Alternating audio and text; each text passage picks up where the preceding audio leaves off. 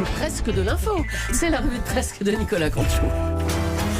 Bah, tout de suite à vous, Mathieu Béliard. Oui. Bonjour Julie. Bonjour. Bonjour, pardonnez-moi. Bonjour chers auditeurs, bienvenue sur Europe 1.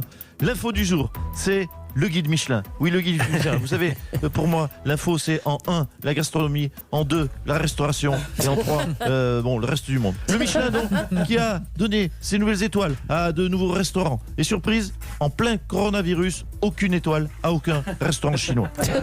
Vous avez même tous rétrogradé à un niveau moins une étoile. Et oui, c'est un monde cruel, on le sait, la gastronomie. Oh putain, j'ai envie de crêpes depuis 6 heures. Cette publicité là sur la Chandeleur qui va s'en boucle. L'autre info. Ah, merci. L'info, je vais parler en mangeant. L'autre, non, je peux pas. Bon, je crache. Alors, l'autre info du jour, oui, on fait tout en direct sur Europe 1. Vous êtes dans les transparents sur Europe 1. L'autre info du jour, c'est le chômage. Le chômage qui a baissé en France en 2019, notamment, on l'a entendu ce matin, grâce à, par exemple, une entreprise comme Carglass qui a beaucoup embauché, oui, avec toutes ces manifestations et ces vitres de voitures brisées. Il a fallu en remplacer des impacts plus petits que des pièces de 2 euros. Donc, on ne s'y attendait pas, mais on dit un grand merci, donc, finalement, aux Gilets jaunes. On passe tout de suite, chers auditeurs des Gilets jaunes, à la jaune Julie, qui est jaune et jolie. À vous, Julie. Oui, cheveux jaunes. Même les marées noires n'en voudraient pas, je crois. Le président est avec nous maintenant. Emmanuel Macron, bonjour. Oui, bonjour. Alors, Cédric Villani ne vous a pas écouté. Il ne rejoindra pas Benjamin Griveaux. Il a du caractère, hein. Il fait dissidence, comme vous, un petit peu à l'époque, hein, faut dire. Il fait dissidence comme moi à l'époque. Écoutez, que ce soit bien clair. Entre vous et moi, je ne supporte pas les gens qui font comme moi. C'est un peu normal, il est surdoué, comme vous. Ah, écoutez, oui, ce n'est pas faux. Ah, alors là. Flatteuse, va. Elle est maline, la Julie, quand elle veut. Je vous en prie, Monsieur le Président. Alors, Cédric Villani est quelqu'un de supérieurement intelligent quand même, hein. On rappelle qu'il a reçu l'équivalent du prix Nobel de mathématiques. Oui, le prix Nobel de mathématiques, c'est vrai. Mais moi, personnellement, je voulais plutôt donner le prix Nobel de casse-couille. À égalité avec Ségolène Royal, vous l'aurez noté. Villani, il a dit en sortant de l'Élysée, je suis fidèle aux Parisiens. Vous savez, cher Julie Leclerc, je suis là. Je suis là de ces LAS, monsieur Béliard. Oui, je suis là de ces... Mais je cherche partout. Je suis là de ces carabistouilles. Cherchez plutôt les crêpes, ça vous va mieux. Là de ces carabistouilles. Les Parisiens sont fatigués de ces chicayas. C'est quand même fou d'être un génie des maths et de ne pas comprendre qu'il est à 10%. 10%, bordel! Ça veut dire que 90% des Parisiens ne le connaissent pas ou ne vont pas voter pour lui. Comment on peut lui expliquer aux zinzins surdoués? Ah bah écoutez, ça c'est votre problème, hein, on vous laisse. Oui, parce que c'est mon problème. Non mais attendez, une question sur le coronavirus. On rappelle les consignes d'usage, mesurer sa fièvre, éviter les rassemblements et se laver les mains. Attendez, pardon, excusez-moi, j'étais inattentif. Redites le deuxième. Le deuxième, c'était éviter les rassemblements. Oh putain. Mais vous venez de me donner une super idée, pour une fois. Hein, à la prochaine manif, je mets des CRS chinois partout. Des CRS chinois qui toussent. Hein, ça va moins faire les malins du côté des syndicalistes. Martinez, j'ai une idée. Ah bah ça promet, voilà. Eh ben, merci à vous, Monsieur le Président. Bonne journée. Le coronavirus qui rappelle les pandémies mondiales, hein, de ces dernières années. Roselyne Bachelot, bonjour. Oui, bonjour. Alors, vous avez été ministre de la Santé pendant l'épidémie de grippe. C'était laquelle? C'était H5N1. Oui. H5N1, oui, bonjour, ma chère Julie. Bonjour. Ça fait tellement longtemps que vous ne m'aviez pas invité. Bonjour, monsieur Béliard, pardonnez-moi, je manque à toute civilité. Oui, je suis dans l'EHPAD des politiques sur LCI. Vous me remettez? Oui. Alors, vous voulez avoir une petite expertise médicale et politique, c'est cela? Tout à fait, oui. Alors, à votre avis, est-ce que la ministre qui est maintenant à votre place, Agnès Buzyn, fait ce qu'il faut faire? Écoutez, moi, à l'époque, vous en souvenez, j'avais appliqué un principe de précaution beaucoup plus ferme. Parce que si ça dégénère, il faut être paraît. Si j'étais, pardonnez-moi, mais si j'étais Agnès Buzyn, je commanderais 750 millions de vaccins que je stockerais dans 4000 bunkers répartis sur le territoire, gardés par des militaires surarmés. Non, mais c'est pas un peu beaucoup, ça, pour 68 millions de Français, hein? Ça fait un peu beaucoup. Écoutez, c'est la critique que j'ai tout le temps entendue. Oui, il vaut mieux, écoutez, il vaut mieux trop que pas assez. Moi, j'achèterais, écoutez, si c'était moi, j'achèterais 500 millions de masques. Tous les masques possibles, des masques à gaz, des masques respiratoires, des masques de Mickey. Je commanderais 9 millions de tonnes de Fervex que je mélangerais à de l'eau dans des camions-citernes de 300 hectolitres. Voilà. Vous trouvez pas que Oui, voilà la politique que j'appliquerai. Vous trouvez pas que c'est un peu excessif, non? Oh, mais écoutez, vous me demandez mon avis, voilà, je vous donne la Roselyne Touch. Voilà. Oh là, mais comme vous dites, la Roselyne Touch. Oui.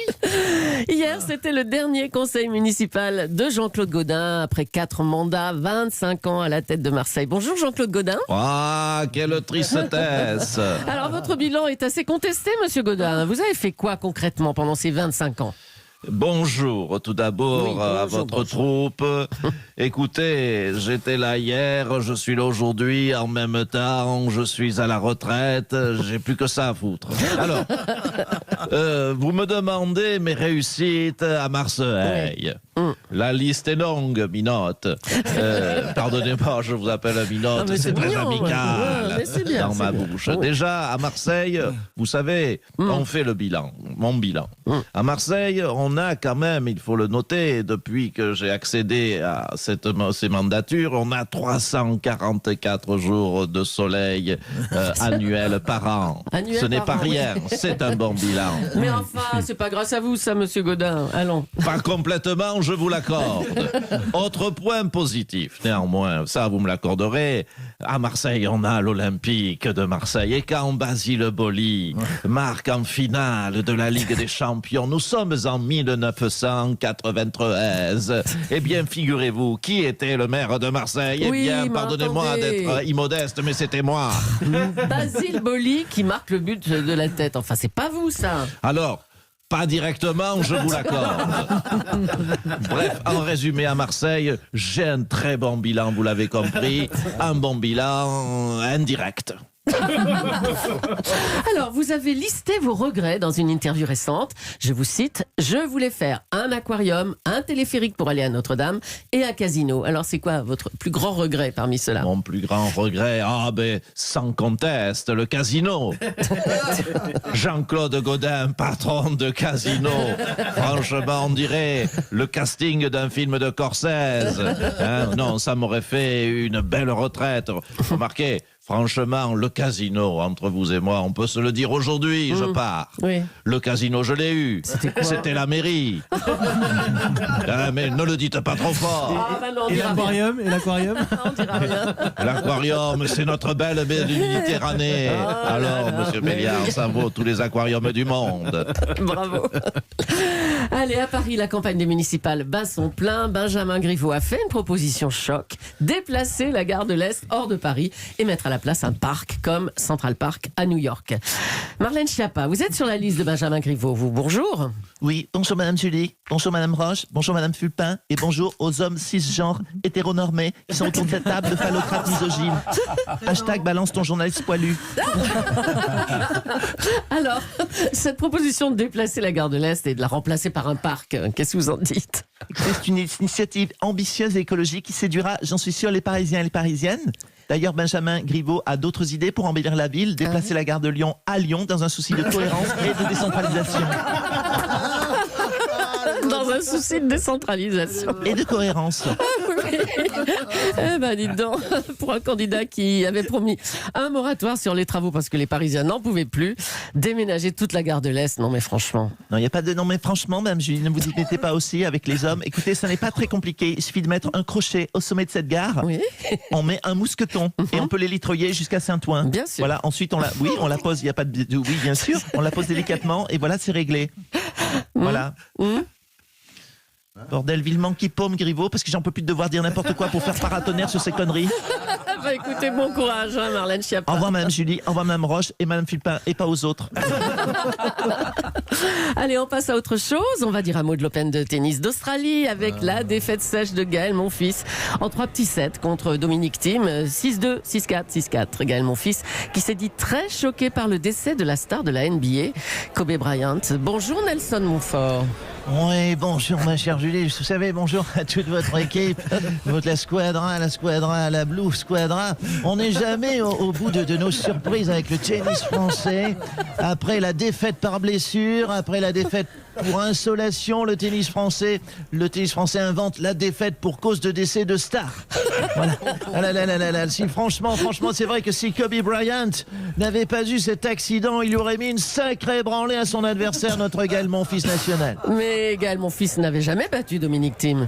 Oui, bah écoutez, c'est une excuse française, ça vaut ce que ça vaut. En tout cas, quel plus bel hommage que de dédicacer à Kobe Bryant une rouste en 3-7, lui qui n'adorait que la victoire, une branlée, ça lui fait un cadeau original.